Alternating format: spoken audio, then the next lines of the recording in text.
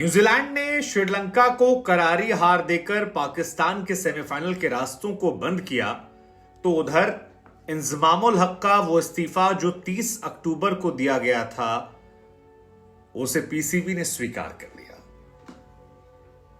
अब इस स्वीकार इस्तीफे के बाद सवाल यह है कि इंजमामुल हक तो निपट गए, क्या बाबर आजम भी निपटाए जाएंगे? क्या पाकिस्तान के कप्तान के तौर पर बाबर आजम हटाए जाएंगे? यह सवाल इसलिए भी महत्वपूर्ण है क्योंकि बाबर आजम के लिए बीते 2-3 महीनों में कुछ भी अच्छा नहीं चल रहा। वो दुनिया के नंबर 1 बल्लेबाज थे, अब वो दुनिया के नंबर 1 बल्लेबाज नहीं है। उनकी किस्मत वहां पर खराब हो गई है।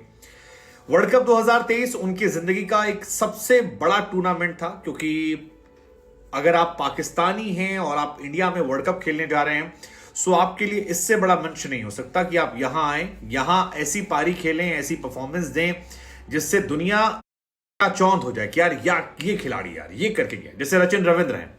रचिन रविंद्र का नाम इतिहास के स्वर्णिम अक्षरों में इसलिए लिखा जाएगा क्योंकि रचिन रविंद्र का यह पहला वर्ल्ड कप था और पहले वर्ल्ड कप में इंडिया आकर उन्होंने जो तबाही मचाई, 550 से ऊपर रन बनाए, हाईएस्ट रन बनाने वाले प्लेयर बने, डेब्यू में सबसे ज्यादा रन बनाने वाले प्लेयर बने। ये तमाम रिकॉर्ड्स हैं जो याद रखे जाएंगे। हालांकि वो न्यूजीलैंड के हैं, उनका रिश्ता इंडिया से, इसलिए उनका कॉन्टेक्स्ट अलग है। लेकिन बाबर आजम पड़ोसी हैं और अगर कोई इंडियन बैट्समैन पाकिस्तान में रन बनाते हैं, जैसे सहवाग ने बनाए थे 13 शतक, उसे लोग आज तक नहीं भूल पाए। ऐसे ही बाबर यहां चलते तो लोग, लेकिन बाबर आजम का बल्ला खामोश रहा। 1-2 जगह जहां 50 बनाए भी, वहां पर टुक टुक पारियां खेली, कहीं पर भी उनका इंपैक्ट जो था वो ऐसा नहीं नजर आया कि एक मैच भी उन्होंने अपने दम पर जीता। जैसे शाहीन शाफरीदी ने 1 मैच जिताया, फकर जमान ने 2 मैच अपने दम पर जिताया, रिजवान ने 1 मैच अपने दम पर जिताया था। तो पाकिस्तान के ये कुछ मैचेस हैं जहां पर परफॉर्मेंस निकल कर आई है और अच्छी बल्लेबाजी या अच्छी गेंदबाजी जो है देखने को मिली है। लेकिन बाबर आजम की कोई ऐसी पारी नहीं निकल कर आई जिसने उनके इंपैक्ट को डाला हो और इसी वजह से सवाल है कि वो बाबर जो एज अ बैट्समैन फ्लॉप हो गए, एज अ कैप्टन तो लगातार उनको लेके क्वेश्चन होते हैं कि यार उनका इंपैक्ट नहीं है उतना बड़ा। इनफैक्ट जिन खिलाड़ियों को वो बैकअप के तौर पर ले गए थे वो ज्यादा अच्छा परफॉर्म कर रहे हैं। जैसे कि हसन अली ने परफॉर्म किया, वो बैकअप के तौर पर गए थे। अब्दुल्ला शफीक को ले गए, वो बैकअप थे उनके, मतलब मेन 11 का हिस्सा नहीं थे। वो 15 के उन बैकअप खिलाड़ियों में थे कि ये 11 खेलेंगे, कहीं कोई गड़बड़ हुआ तो ये आ जाएंगे, लेकिन वो परफॉर्म कर ले गए। लेकिन अब इंजमामुल हक का इस्तीफा जो है वो कबूल कर लिया गया है और पीसीबी की तरफ से एक बयान निकल कर आया है कि इंजमामुल हक स्वैच्छिक तौर पर तो हटे थे, लेकिन अब उनकी जांच की जाएगी और 5 सदस्यीय कमेटी जो है वो बनाई गई है जो इंजमाम पर लगे आरोपों को लेकर जांच करेगी और ये पता करेगी कि वो जो एक मैनेजमेंट कंपनी को लेकर विवाद है जिसमें रिजवान भी मालिक हैं, इंजमाम हैं, बाबर हैं, कि क्या वाकई में खिलाड़ियों के चयन को लेकर कोई बवाल हुआ था या इसमें कोई सच्चाई।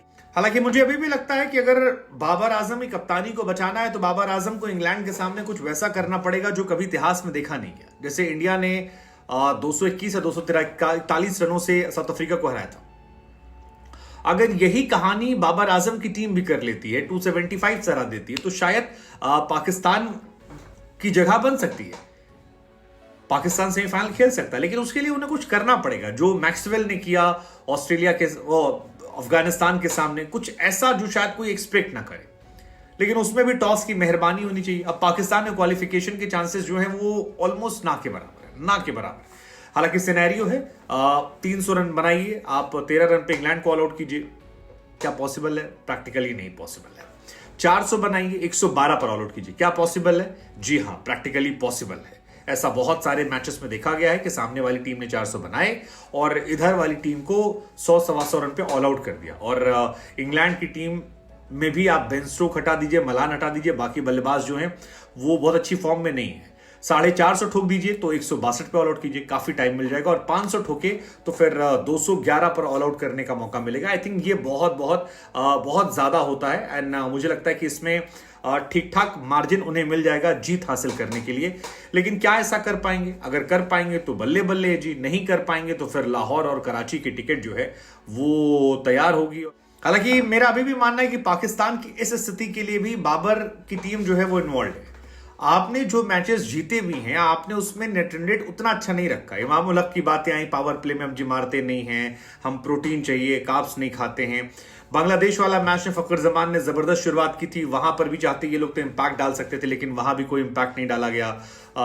जल्दी मैच खत्म कर सकते थे, नहीं किया गया। 25-30 बॉल में 12-13 रन बने। तो आई थिंक ये बहुत फैक्टर्स हैं और इसी का असर है कि 8 मैचेस में 4 जीतने के बाद आप 0.036 आपका नेट रन रेट है, जबकि सारी टीमें जो यहां पर आई थी उन्हें यह पता था कि 10 टीमों में से 4 टीमें क्वालिफाई करेंगी। अब अगर 4 क्वालिफाई करेंगी तो फिर लाजमी बात है कि शुरुआत से ही नेट रन रेट की लड़ाई जो है वो देखने को मिल रही थी। और यही वजह है कि चाहे इंडिया हो, ऑस्ट्रेलिया हो, साउथ अफ्रीका हो, इनफैक्ट न्यूजीलैंड फॉर एग्जाम्पल, इन लोगों ने अपने नेट रन रेट को बहुत हाई रखा था। आज न्यूजीलैंड का नेट रन रेट जो है 0.743 है, जो काफी अच्छा खासा, और ये तब है जब 190 रनों से उन्हें साउथ अफ्रीका के सामने हार मिली थी। तो आप अंदाजा लगा सकते हैं कि बाकी मैचेस में उन्होंने अपने नेट रन रेट को कितना मेंटेन कर रखा था ताकि कहीं समस्या ना हो। अफगानिस्तान का नेट रन रेट स्लो है, समझ में आता है, वो जीतने की कोशिश कर रहे थे, संभल संभल कर खेल रहे थे, लेकिन पाकिस्तान की प्री प्लानिंग खराब होना और फिर उनके बल्लेबाजों का प्रदर्शन खराब होना, अब इंजमाम का इस्तीफा होना, ऐसा लग रहा है कि आने वाले समय में पाकिस्तान